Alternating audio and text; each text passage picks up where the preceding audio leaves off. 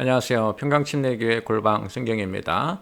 자, 오늘은 골방 1주 세상을 지으시다라는 제목으로 창세기 1장부터 11장까지 우리 같이 공부하도록 하겠습니다. 자, 이제 새해가 시작이 되죠. 1월부터 창세기를 시작해서 12월에 요한계시록까지 성경을 한번 읽습니다. 이걸 우리가 이제 골방 성경이라고 하는데요. 지금 이제 우리 구약을 하죠. 구약 성경은 크게 8시대로 나누는데요. 태초의 시대, 그다음에 족장 시대, 출애굽 시대, 정복 사사 시대, 왕국 시대, 분열 왕국 시대, 포로 시대, 귀환 시대.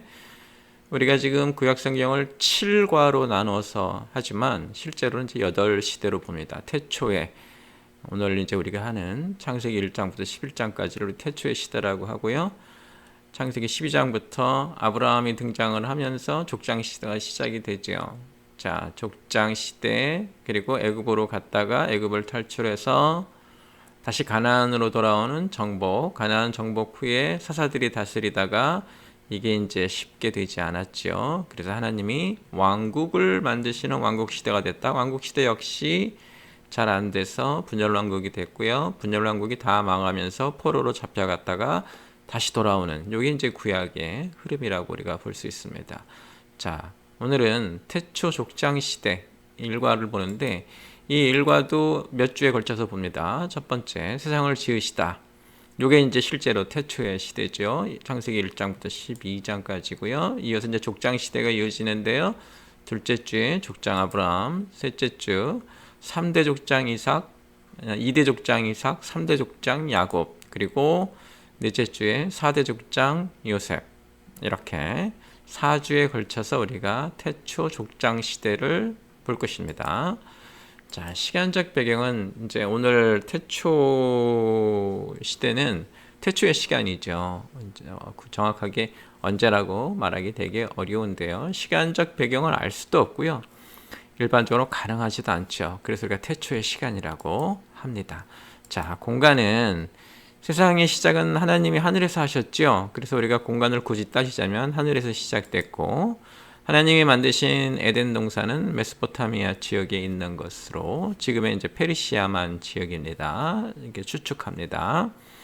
노아 시대의 공간 배경도 이 지역이고요. 바벨탑 이후로 이제 인류가 전 세계로 퍼졌다고 우리가 보고 있습니다. 성경이 이제 그렇게 설명을 하시죠. 보시면은 에덴 동산이 여기고요. 크게 이제 여기 페르시아만이죠. 여기라고 우리가 보고 네 군데로 강이 흐르고 있는 게 이제 보이죠. 여기로 봅니다. 자, 그래서 이제 이 지역을 통해서 사회적 배경을 한번 보는데요. 천지창조는 혼돈과 공허를 질서와 충만으로 바꾸는 과정이죠. 그러니까 텅 비어 있고 또 막 뒤죽박죽 섞여 있고 쓸모가 없는 곳에서 질서가 있고 가득 찬 것으로 바꾼다고 볼 수 있습니다. 세상이 이제 어떤 모습인지 여러분 상상하실 수 있고요. 하나님이 이제 거기서 한 사람으로 시작을 해서 가족을 만들어 가시고, 그래서 가족 공동체가 등장하죠. 가족 공동체가 더 커지면서 이제 우리가 흔히 말하는 사회 공동체가 발달이 되는 모습을 우리가 볼 수 있습니다. 이제 세상이 시작이 된 것이죠. 자, 성경적 배경 보면 창세기 1장부터 11장까지인데요. 하나님이 세상을 지으시면서 만들어 가시는 삶의 질서의 모습이 나와요. 삶의 기본 질서가 확립이 되죠. 왜 이제 사람들이 언어가 다른가? 남자는 어떤 역할을 하고 여자는 어떤 역할을 하고, 하나님은 어떤 분이시고 인간은 무엇인가, 사탄은 어떤 역할을 하나, 이런 것들이 이제 우리 눈에 보이기 시작을 하고, 세상을 살아갈 때 무엇이 중요한 것인가, 이런 왜 우리의 삶의 모습이 지금 이런 모습이 되었는지 그 배경과 원인들이 이제 여기서 많이 드러나죠. 그래서 창세기 1장부터 11장까지 이렇게 되고, 자, 성경 이야기 내용은 이렇습니다. 하나님이 세상을 지으시죠. 그리고 마지막에 사람을 지으시고요. 근데 그 사람이 타락을 합니다. 이어서 이제 다시 번성하다가 홍수로 인해서 심판을 받고, 다시 번성하다가 바벨탑으로 인해서 또 한번 꾸중을 듣고, 이게 이제 태초의 시대, 창세기 1장부터 11장까지 하나님이 우리에게 보여주시는 삶의 모습입니다. 자, 세상을 지으신 얘기부터 좀 할게요. 창세기 1장부터 2장에 걸쳐서 세상을 지으신 얘기가 나옵니다. 태초에 하나님이 세상을 지으시죠. 성경 본문을 자세히 보면 하나님이 지으시기 전에는 땅의 모습, 그러니까 이 세상의 모습이 어땠냐면 혼돈, 섞여 있었다는 얘기죠. 뒤죽박죽 되어 있다는 얘기고요. 공허, 텅 비어 있었어요. 쓸모 있는 게 없었다. 이렇게 된다고 볼 수 있습니다. 물로 뒤덮인 혼돈과 공허였는데 하나님은 이것을 가지고 세상을 지으시면서 어떻게 질서 있게 잘 구분되고 충만하게 가득 차게 이렇게 바꾸어 놓으셨죠. 그래서 우리가 말을 할 때 혼돈과 공허를 질서와 충만으로 바꾸신 것이 천지창조다. 이제 이렇게들 말을 합니다. 구체적으로 보시면은 첫 3일 있죠. 첫날, 둘째 날, 셋째 날 하는 첫 3일 동안 하나님이 뭘 하시냐면 세상을 일단 나누시죠. 구분을 지셔요. 그래서 삶의 자리, 공간을 만드셔요. 첫날은 빛과 어둠으로 나누시죠. 그러니까 이제 껌껌하고 아무 쓸모도 없는 곳에 하나님이 제일 먼저 불을 켜시면서 빛을 만드시면서 빛과 어둠으로 이렇게 나눠 놓으신 게 보이고, 둘째 날에는 가운데 궁창이라는 게 공간인데요. 그러니까 막 물로 지금 전 세계가 다 뒤죽박죽 되어 있는데 하나님이 가운데 공간을 만드셔서 위엔 물과 아랫 물로 나누셨어요. 그리고 그 만들어진 그 공간이 있죠. 궁창이라고 성경에 표현이 되어 있는데 그게 이제 하늘이 되는 겁니다.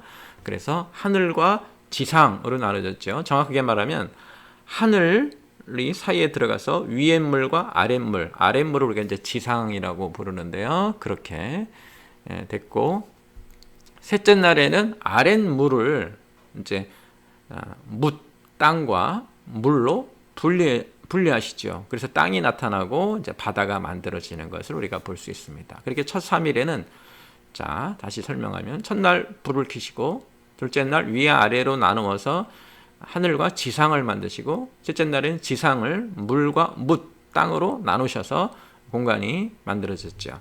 자, 그리고 뒷 3일, 4일째, 5일째, 6일째는 그렇게 만드신 공간을 차례대로 채우셨어요. 자, 빛과 어둠으로 나누시고 그것을 해와 달과 별 같은 것으로 만드셨죠. 그 다음에 이제 둘째 날에 이렇게 우리가 공간을 넣어서 하늘을 만드셨는데, 그래서 새 같은 것들을 5일째 만드시고, 6일째는 땅에 이제 사람들도 만드시고 여러 가지 동물도 만드시고 이런 식으로.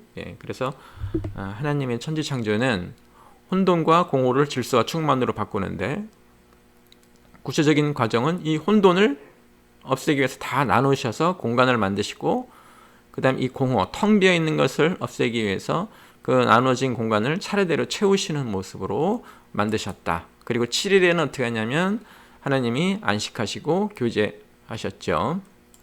그 다음에 하나님이 보시니까 만들어진 것이 좋았다. 그래서 혼돈과 공허를 질서와 충만으로 바꾸시고, 그 만들어지는 과정이 첫 3일은 나누시는 과정, 분리되는 과정이고, 뒷 3일은 공간을 채우시는 과정. 그림으로 보면 이래요. 이제 이렇게 지금 이 밖을 한번 보세요. 여기를 우리가 원래 이제 하나님이 보셨던 그런 천지창조 이전의 세상이라면 제일 먼저 하나님이 빛을 만드시면서 빛과 어둠으로 나누셨죠. 그 다음에 가운데 궁창을 만들어서 하늘을 만드셨어요. 그러니까 이 밑에 부분은 지상 부분에 물이 있고, 이 위에는 이제 지하 부분에 물이 있고, 이분은 이제 공중 위에 물이 있었는데, 세 번째 날에는 이 밑에 있는 물을 이렇게 바다와 땅으로 분리해내셨어요. 자, 이게 1, 2, 3입니다. 자, 4, 5, 6에는 1, 2, 3에 만든 그 공간에다가 4, 5, 6일에 채워 넣으신 건데요. 그래서 첫날과 대비해서 자, 해와 달과 별을 만들어서 빛을 채워 놓으시고 또 어둠 속에도 채워 놓으셨죠. 자, 그 다음에 이 아랫물, 위에물, 그리고 하늘이 생겼기 때문에 난 것들, 공중 나는 새 같은 것들을 이 하늘이 만들어진 둘째 날에 대응되는 다섯째 날에 만드셨고, 이제 물과 땅이 나타났죠. 땅에 그래서 이제 여러 가지 동물들과 사람, 이제 식물은 물론 이쪽에 속해 되지만 이렇게 만들어진 것. 그래서 먼저 첫 3일은 공간을 나누셨다.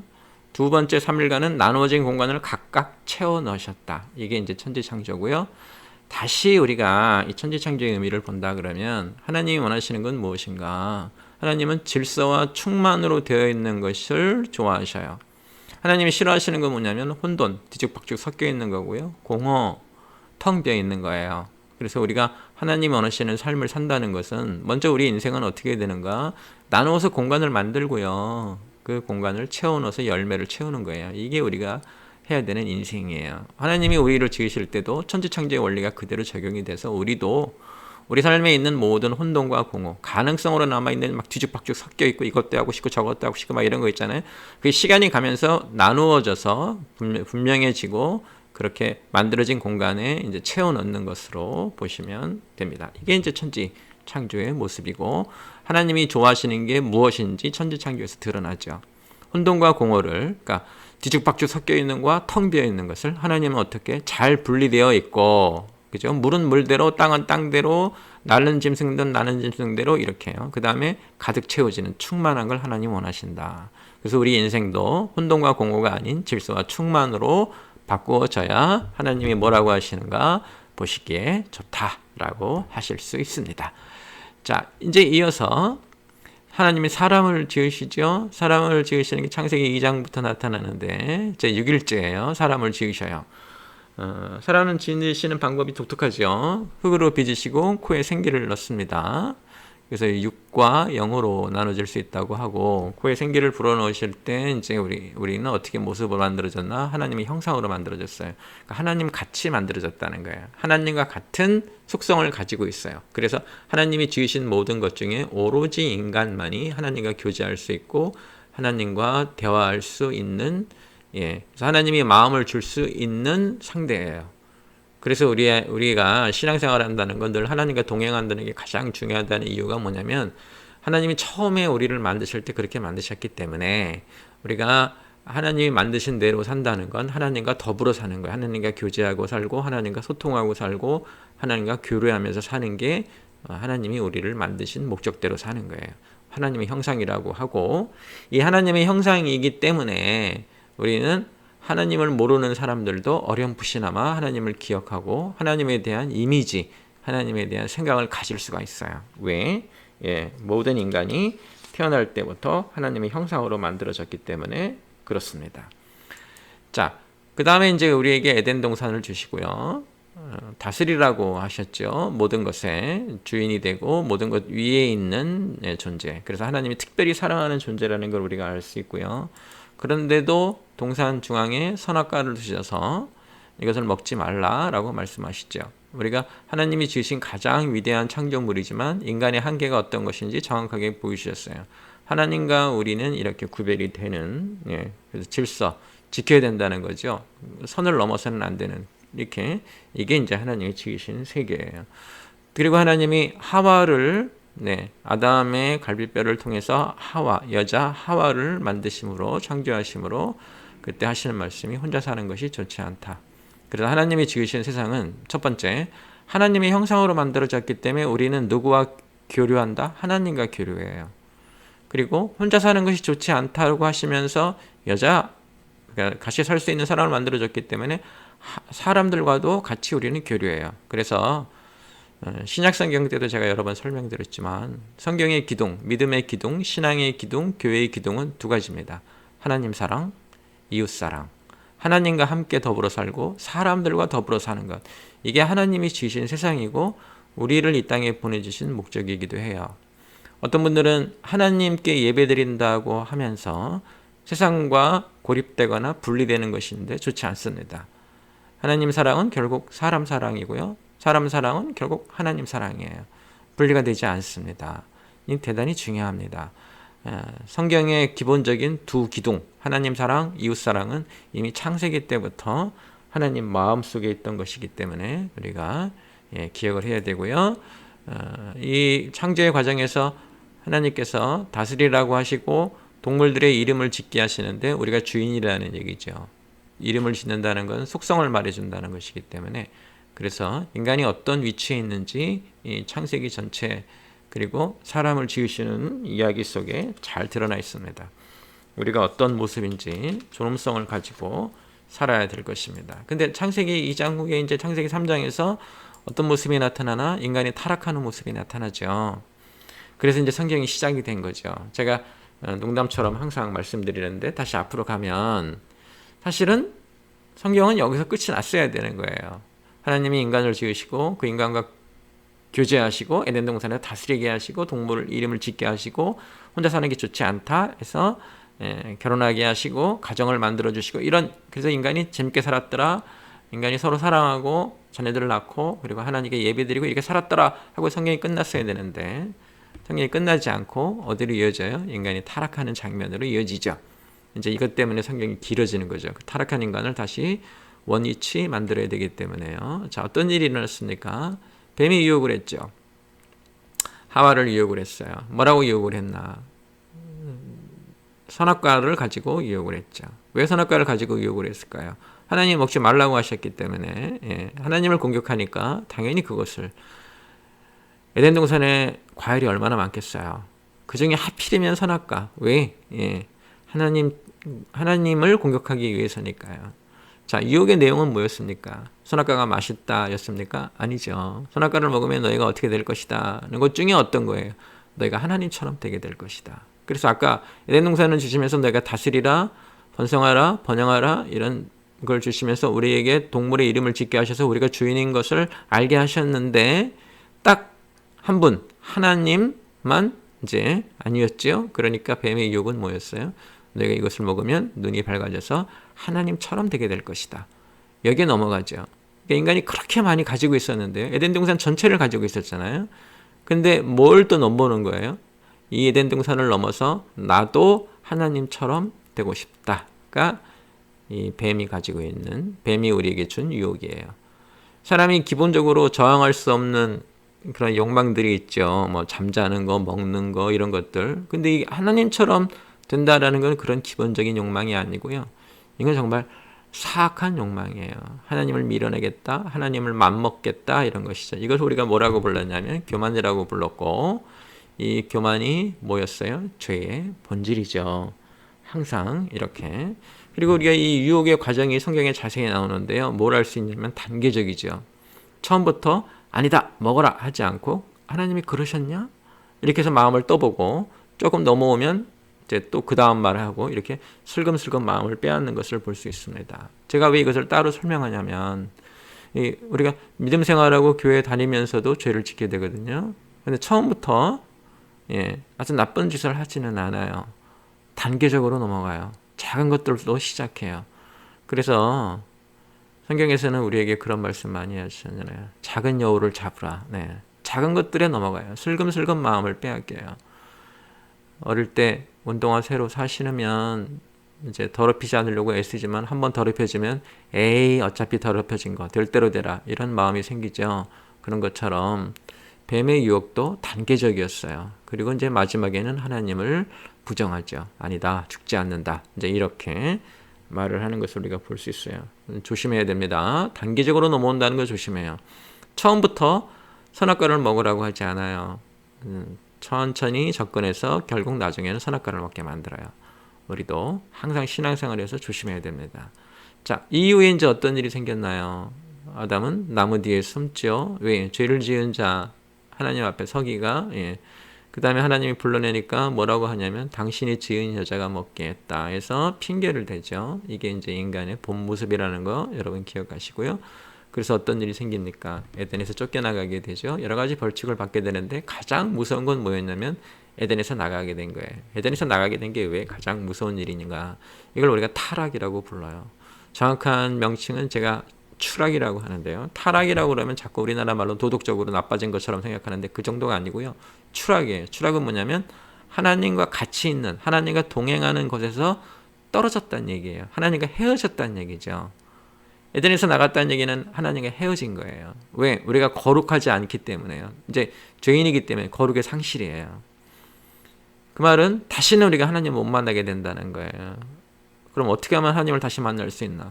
거룩을 회복해야 하나님을 다시 만날 수 있어요. 이것 때문에 이제 우리가 결국은 예수님까지 오셔야 되는 거죠. 그래서 이렇게 유혹을 받고 죄를 지은 다음에 결국은 에덴에서 나가게 되는 이 타락, 제가 좋아하는 말은 추락입니다. 추락, 이것이 가장 중요한 핵심 용어다. 기억하셔야 됩니다. 인간에게 왜 구원이 필요해요? 추락했기 때문에요. 하나님으로부터 떨어졌고 하나님으로부터 헤어졌기 때문에, 거룩을 잃어버렸기 때문에 다시는 그 행복한 나라 에덴으로 돌아가지 못하는 거예요. 하나님과 동행하는 것으로, 하나님의 형상대로 지어서 하나님과 교제하는 그것으로 가지 못해요. 그게 인간이 가지고 있는 가장 큰 비극이고요. 그것을 회복하기 위해서 결국은 예수님의 십자가도 필요했던 것이죠. 그래서 에덴에서 나가게 된 거, 인간 스스로 먼저 숨죠. 그 다음에 하나님도 내쫓으시고요. 같이 있을 수가 없는 거예요. 왜? 죄를 지었기 때문에요. 이렇게 우리가 어떤 일이 일어나는지 알 수 있습니다. 자, 그 다음에 어떤 일이 일어나는가? 이제 두 사람이 에덴 밖에서 살다가 가인과 아벨이라는 자녀들을 낳죠. 그리고 두 사람이 나이가 들어서 예배를 드렸는데, 하나님이 아벨의 예배는 받으셨는데 가인의 예배는 받지 않으셨죠. 나중에 성경에 보면은 가인이 믿음 없는 예배라 그래서 마음 없는 예배이기 때문에 하나님이 가인의 예배를 받지 않으셨어요. 근데 여기서 더 중요한 게 있어요. 가인이 화를 내거든요. 그래서 가인의 문제는 일단 마음 없는 예배를 드린 것보다 더 큰 문제는 하나님이 네 예배를 받지 않겠다라고 판단하신 것에 대해 분노했다는 얘기는, 가인은 사실은 무엇을 거부한 거예요? 하나님을 거부한 거예요. 아니, 하나님이 왜 그렇게 생각해? 나는 하나님의 생각, 하나님의 판단을 거부해. 그래서 하나님께 분노하는 거죠. 하나님께 분노했기 때문에 동생을 죽이고, 그래서 우리가 이것을 뭐라고 부르나? 교만이라고 불러요. 하나님이 내리신 판단을 거부한 거예요. 그래서 성경도 네가 바르게 반응하면, 네가 바르게 대응하면이라고 말하죠. 그 말이 무슨 말이냐면, 살아가다 보면 마음 없는 예배를 드릴 때도 있겠죠. 인간이기 때문에. 근데 그런 지적에 대해서 받아들여야 되는데 받아들이지 못하고 분노했고, 그 분노로 동생을 살해한 것이에요. 그러니까 동생을 죽였다는 이것도 끔찍한 죄인데, 사실 그 마음속에는 뭐가 있었나? 하나님을 거부하는, 즉 하나님이 하시는 생각을 내가 받아들일 수 없다는 교만이 숨어 있다, 이런 말이에요. 교만이 뭐였나요? 죄의 본질이었죠. 아버지 어머니가 했던 것에서 벗어나지 않고 있죠. 또 하나 중요한 것은 이렇게 선악과를 먹음으로써 하나님과 헤어지게 됐는데, 즉 하나님 사랑, 하나님과의 교제가 끊어졌죠. 이제 여기서 인간들이 자신의 동생을 죽임으로써 인간과의 교제도 끊어진, 인간과의 관계도 망가진, 하나님과의 관계가 망가지면 결국 모두 망가진다. 인간과의 관계도 망가진다. 그 모든 망가짐의 본질에 뭐가 있다? 교만이 있다는 거 여러분 아셔야 됩니다. 이 굉장히 중요합니다. 자, 이 일 후에 성경은 또 무엇을 기록하냐면 홍수 사건을 기록하는데요. 창세기 6장부터 11장까지. 이 일 후에 인간이 번성하죠. 인간이 번성해서 세상이 가득 차는데, 성경의 말씀은 제가 관영되어서 인간의 생각이 항상 악하다고 말씀하셔요. 자, 하나님 판단이 너희들의 생각이 항상 악하다. 그럼 뭐가 있을까요? 심판이 있죠. 이 심판은 어떤 심판이었어요? 물의 심판이었어요. 홍수 심판이라고 우리가 부르죠. 그래서 하나님이 홍수로, 물로 심판하실 것을 계획을 하시고, 누구를 부르시냐면 노아를 부르시죠. 의인이었던 사람입니다. 보세요. 의인이 되게 중요합니다. 거룩을 회복한 사람이 되게 중요해요. 노아로 하여금 뭘 만들게 하는가? 방주를 만들게 합니다. 이 방주에는 하나님이 지으신 천지 창조 피조물 등의 동물들을 다 종류별로 보호하시고, 또 노아와 그 가족들도 보호하시죠. 자, 우리가 뭘 봐야 되냐면, 심판은 늘 무엇과 함께? 구원과 함께 옵니다. 홍수라는 큰 심판만 온 게 아니고요. 하나님 뭘 만들어 주셨어요? 방주를 만드셨어요. 그래서 구원이 없는 심판은 없습니다. 그러니까 어느 심판이든지 우리는 두려워할 필요가 없습니다. 우리가 의인이면, 하나님의 사람이면 우리에게는 항상 뭐가 있어요? 방주가 있어요. 그죠? 그래서 심판을 너무 두려워하지 마세요. 오히려 내가 의인이 되지 못한 것을 두려워하셔야 돼요. 의인이 되면 심판은 우리를 비껴갑니다. 방주가 만들어진다고요. 하늘이 무너져도 솟아날 구멍이 있어요. 성경에 나오는 하나님의 모든 심판 말씀에는 다 뭐가 있다? 솟아날 구멍, 방주가 있다. 심판은 늘 무엇과 함께한다? 구원과 함께한다. 그러면 의인이 아닌 죄인들은 뭐를 가장 먼저 보겠어요? 심판을 먼저 보겠죠. 두려움으로. 의인은 뭘 먼저 보겠습니까? 구원을 먼저 보죠. 여기도 보세요. 세상 사람들은 물로 심판될 때까지 몰랐지만 노아는 알고 있었어요. 의인이기 때문에. 그래서 뭘 만들어요? 방주를 만들잖아요. 이렇게 보셔야 되고, 그다음에 홍수에 대해서 좀 생각해 봐야 되는데요. 홍수는 하늘에서 비가 40일 동안 내린 것으로만 보시는데 성경 본문을 자세히 보면 지하의 물도 터져 나왔어요. 자, 우리가 천지창조하실 때 둘째 날 가운데 궁창을 두시고 물을 위와 아래로 분리하셨죠. 그리고 가운데 있는 궁창을 하늘이라고 불렀어요. 그래서 하늘에 물이 있고 땅에 물이 있었죠. 지금 이 홍수는 뭐냐면 하늘의 물이 다 땅으로 내려오는 것이고 땅 속에 있던 물들도 밖으로 다 터져 나와서 하늘의 물과 땅의 물이 뒤섞이는 거죠. 혼돈이라고 부릅니다. 어디가 물이고 어디가 땅인지 전부 물로 뒤덮인 거니까 창조전에 혼돈, 뒤죽박죽 섞여 있는 것이 생각나죠. 그러니까 하나님 뭐 하시는 거예요? 이렇게 생각이 항상 악한 사람들 다 어떻게 만드셨어요? 창조전의 세상으로 뒤집어 놓으시고 다시 그 땅이 마르게 하시면서 이제 하늘의 물은 다 땅으로 내려왔죠. 새로운 세상을 만드시는 것을 우리가 볼 수 있습니다. 그래서 다시 번성하죠. 그래서 홍수는 이 땅의 물, 지하수도 터져 나와서 위와 아래의 물이 다 합쳐진 창조 전의 세상으로 하나님이 뒤집어 놓으셨다가 다시 새로운 시작을 하신 것이다 라고 기억을 하셔야 되고요. 홍수 후에 다시 번성하고 물론 이제 노아의 실수도 등장을 합니다. 그런데 그 다음에 중요한 것이 바벨탑이에요. 인간들이 모여서 지혜를 키우고 지식을 쌓으면서 이제 여러 가지 머리를 써서 탑을 쌓죠. 그죠? 자, 탑을 쌓는 이유가 뭔가 하나님께 가까이 가자가 아니라 가서 하늘을 보자. 우리 이름을 내보자. 이게 역시 뭐예요? 교만이죠. 인간은 끊임없이 지금 어떻게 하고 있어요? 교만한 것으로 묘사되고 교만한 것으로 하나님께 도전을 하죠. 자, 이건 어떻게 해결이 됐습니까? 하나님이 언어를 흩으셨죠. 인간들끼리 서로 말이 안 통해요. 그러니 당연히 어떻게 되는가? 건축이 중단이 돼요. 이 얘기는 뒤집어 말하면 인간들에게 가장 중요한 건 뭐다? 소통하는 거, 언어가 같아서 같이 말하는 거, 이게 대단히 중요하다. 이걸 볼 수 있고요. 나중에 오순절 성령 강림, 이제 사도행전에 그때 어떻게 됩니까? 흩어진 언어가 하나가 되죠. 서로 각자 난 곳에 방언을 하지만 자기가 태어난 곳에 말을 하지만 다 알아듣는, 그래서 바벨탑 때 흩어졌던 언어가 오순절 성령 강림 때 방언이라는 이름으로 하나가 되는 것을 우리가 볼 수 있는데요. 그 정도로 언어가 중요하고요. 하나님과 우리를 이제 연결시키는 것도 뭐예요? 말씀이죠. 언어. 그래서 말씀이 되게 중요합니다. 왜 우리가 골방 성경이라고 하면서 이렇게 끊임없이 성경을 읽고 또 읽고 또 읽고 배경을 듣고 의미를 파악하려고 하는가? 이게 유일한 매개체예요. 가장 중요해요. 인간이 언어가 달라지면 건축이 중단될 정도로 분리가 되듯이 하나님과 우리가 언어를 섞지 않으면, 서로 말을 주고받지 않으면 우리가 하나님과 헤어지게 되는 것입니다. 그래서 말씀이 되게 중요하다는 것을 여러분 아셔야 되고요.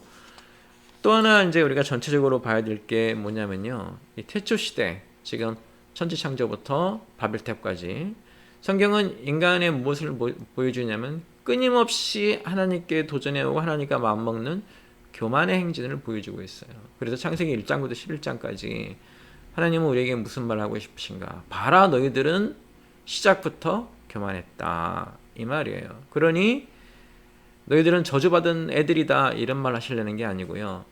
너희 조상들을 봐라. 전부 교만 때문에 이렇게 다 망가졌다. 그러니 너희는 어떻게 하라? 교만하지 말라. 이게 창세기 1장부터 11장까지의 교훈이에요. 거기 나오는 여러 가지 대단한 사건들, 큰 사건들이잖아요. 그 뿌리에 다 뭐가 있었다? 교만이 있었다. 선악과를 먹은 일, 가인이 아벨을 죽인 일, 노아의 방주 또 마찬가지고요. 그리고 바벨탑 사건도 다 인간의 무엇을 보여줘요? 교만한 인간의 마음을 보여줘요. 원래 하나님이 지으실 때는 하나님의 형상으로 지었는데 죄가 들어가면서 인간이 끊임없이 교만해진다. 이걸 우리가 기억을 하셔야 됩니다. 자, 정리하면 창세기 1장부터 11장까지 태초의 시대라고 부르는데 하나님이 세상을 지으셨고요. 그 지으시는 과정 중에 나타난 게 뭐예요? 사람을 위해 지으셨죠. 공간을 만드시고 살 수 있는 여러 가지를 만드신 다음에 인간을 만드셨죠. 사람을 지으셨죠. 근데 그 인간이 타락을 합니다. 무엇 때문에? 하나님처럼 되고 싶은 교만 때문에 인간이 타락하면서 하나님과 헤어지고 헤어지자마자 가인이 아벨을 죽임으로써 인간끼리도 헤어지게 되고 그다음에 홍수 사건이 있었고요. 바벨탑으로 인간이 교만한 모습이 다시 등장하는 것을 볼 수 있습니다. 자, 이제 새해가 시작되면서 우리가 창세기부터 말씀 읽기 시작할 텐데요. 여러분 열심히 읽으셔서 2021년 한 해에도 우리 성경을 처음부터 끝까지 또 다 읽어서 하나님 원하시는 게 무엇인지 깨달아가고 하나님 원하시는 대로 살아가는 삶을 살아야 될 것입니다. 오늘도 여러분 성경 열심히 읽으셔서 말씀으로 하나님과 교제하시고 교류하시고 성장하셔서 거룩을 회복하는 여러분 되시기를 주님의 이름으로 축원합니다.